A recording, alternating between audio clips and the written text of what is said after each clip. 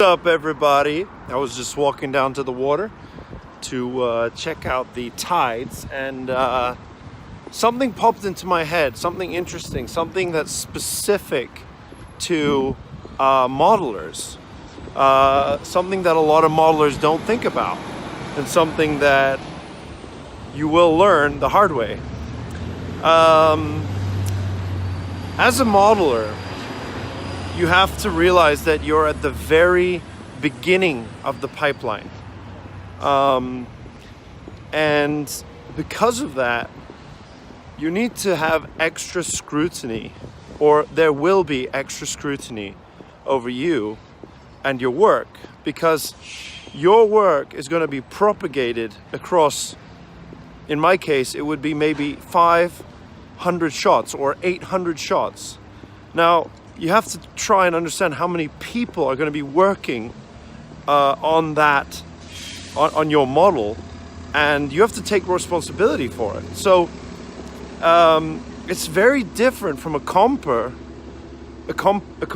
who's at the other end of the spectrum, who might be the last and only person to touch that shot. They'll probably review it with the supervisor, with their comp supervisor and the VFX supervisor, and then it'll go straight to client. And they're very much isolated in their work. And often the pressure a comper has is much more intense than a modeler, because comp is way down at the end where the schedule, is pressed, compressed, and there's going to be serious pressure. Whereas a modeler, it's a much better lifestyle in terms of scheduling, but, and this is the big but, your work is going to be scrutinized all the way down the chain. So that means you want to really make sure your geometry is perfect, the naming is perfect. I talked before about checking your work. I don't just mean the files and stuff, but if you output an alembic, or you output a file, someone needs a camera or something, or a bit of geometry, maybe you're sharing the model with 4 other modelers. Totally possible. You got to make sure that when you output an alembic file or whatever it is, check that it worked. Check that, if you put specific shaders on there, and you're like, you're gonna manage the blue shader, I'm gonna work on the green shader, blah blah blah. Whatever it is, there's a million ways to do this. Make sure that you check the work, re-import it and check.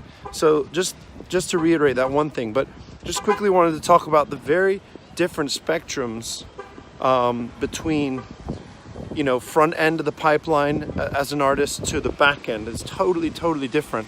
If you're a generalist, and a very good generalist, you're going to feel all those things in between, up and down. And it's going to be interesting because you'll have these ebbs and flows of intense work, and then you'll go back. That's why it's really fun to be on the front end of a production, when the conceptual art isn't quite locked yet, and you can get in there and have a say and kind of get your feet wet and really bring your design skills to bear.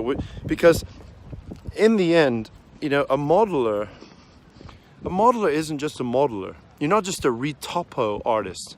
You have to understand this, that you're also, people are going to rely more and more on your artistic skills if you bring them to bear.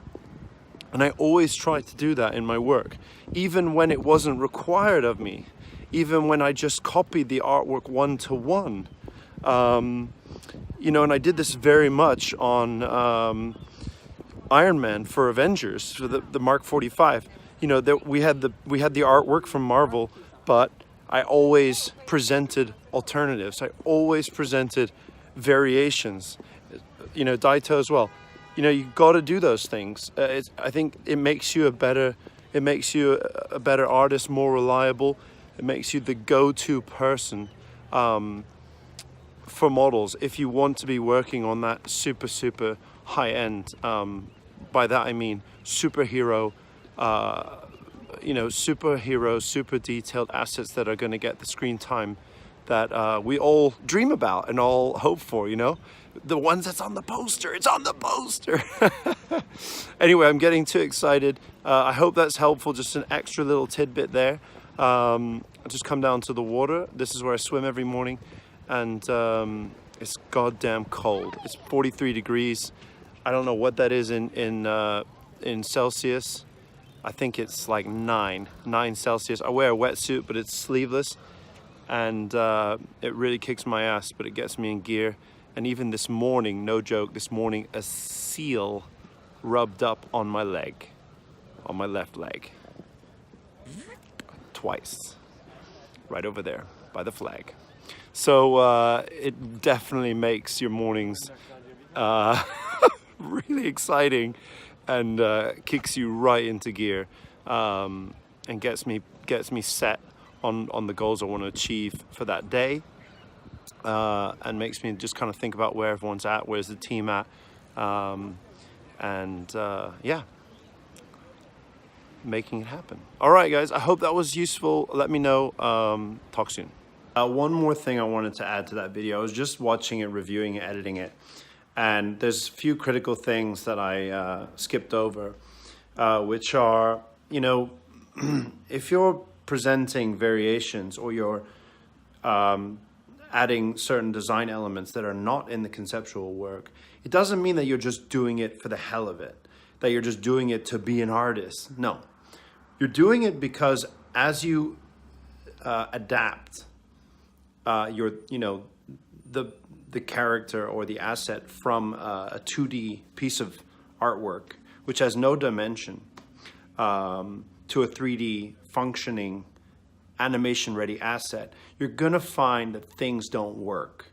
You're gonna find very often that one side of the face was just duplicated from the right side. So the original conceptual artist drew it in with perspective and then flopped it in Photoshop. And now the lighting and the perspective doesn't actually, doesn't match mathematically. Like it doesn't sensibly match. It's like an MC Escher painting. It's not something that you could, that you would want to replicate in the film. So, this can happen. This happens a lot, really, pretty much to some degree on every piece of art. Sometimes the front and back of the artwork will be completely different. The director will choose, a frontal work that, like, I love this one, and then a completely different body type from the back. So oftentimes, they'd have like the brawler, wrestler back because it's more interesting, and like a very slender kind of athlete front. And it's like, how do we make that match? Well, you as a modeler / designer are going to have to figure that out. So that's what I mean by bringing your design skills to bear. And I think it's super important to realize that, because there's always going to be a hybrid between modeling and designing. And, it's going to vary. Sometimes you're going to be a pure modeler. Sometimes you're going to be a pure designer. But my point is that if you develop those skills as a designer over time, you're going to become a better artist. I'm making another video now purely about narrative injection into your work, knowing who your character is, knowing the script as best you can. Sometimes that can be a real challenge because you kind of get lost in the shuffle. Huge teams, huge VFX teams. But yeah, that's what I meant by design adaptation. And certainly when it comes to articulation, which is huge. Like, how does the mouth work? I mean, the concept is right there, but we're trying to figure, again, going back to, we are in the moving images business. This thing has to move. Always shoulder problems. Always. I haven't encountered a single character I've worked on in my entire career where we didn't have shoulder issues that needed either redesign or more inclusive design. And it goes deeper and deeper. And the other thing I mentioned about checking your work is, make sure that help everyone else down the pipeline.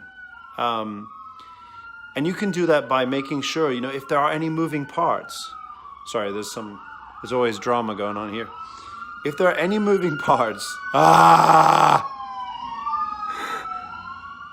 okay, if there are any moving parts, make sure that when the riggers move them, start to articulate your character, there's enough geometry for it to move. There's a threshold.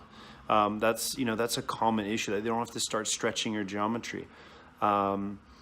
Make sure that there's a consistent, a consistent mesh thickness, or a mesh topology across the entire mesh. Not that one piece is super low res and the next piece is super high res, because there will be deformations and sim going on even on your hard surface characters. With creatures, this seems to be common knowledge, but for hard surface, it seems to be lost. There's so many little things. I should make a separate video about that. But yeah, I think that covers it. I just didn't want it to sound like, oh, we're all artists and you should just completely negate your responsibilities and regurgitate art all over an approved concept. No, it should be for a specific reason, always. Because these pieces of artwork have gone through an incredible vetting process even before it lands within the studio and on your desk. But yeah, I can, in terms of methodology and certain techniques, both technical and artistic, I'd love to share in the future the certain techniques I've employed to help every single person down the pipeline, from texturing most of all, identifying in each object name what the material is so they know, just anything to help guide them, because oftentimes you might not be sitting right next to them. Oftentimes it might get sent to another studio, or it might get sent off to a manufacturer for merchandising, toys. You don't even know. This is what I meant about being at the front end of the pipeline. You have to pass it off as if you are going to your deathbed and you are going to pass it off to your unborn grandchild. Seriously, like, you gotta really help them out. And you will find that when you do that, that your geometry not only informs everyone down the pipeline, texture, rigging, sim, lighting, not really comp doesn't really help, maybe with the ID pass, but you will not only find that it helps them, but it's going to educate anyone who's working with your model down the road. They're going to understand, this is the bar we need to achieve. This is what we're going for. This is a class act. This is a AAA model. And this is something we should be striving for, because these models are going to be shared across, industry-wide, across studios. There's going to be a sequel. It's going to be reshared. How much does that need to be redesigned, reworked? And are you kind of setting a standard for the kind of work you want to put out there and kind of artist you want to be ultimately? So anyway, little amendment there. Again, I'm going to become more structured about these videos, so I apologize. But tell me what you think. If you have any specific questions, let me know. I will answer them. I'll answer every comment in this video, and please share it. I'm really all about helping people just coming into the industry, whether it's film, VFX, directing. I'm going through that transition myself right now. Let me know. Thanks.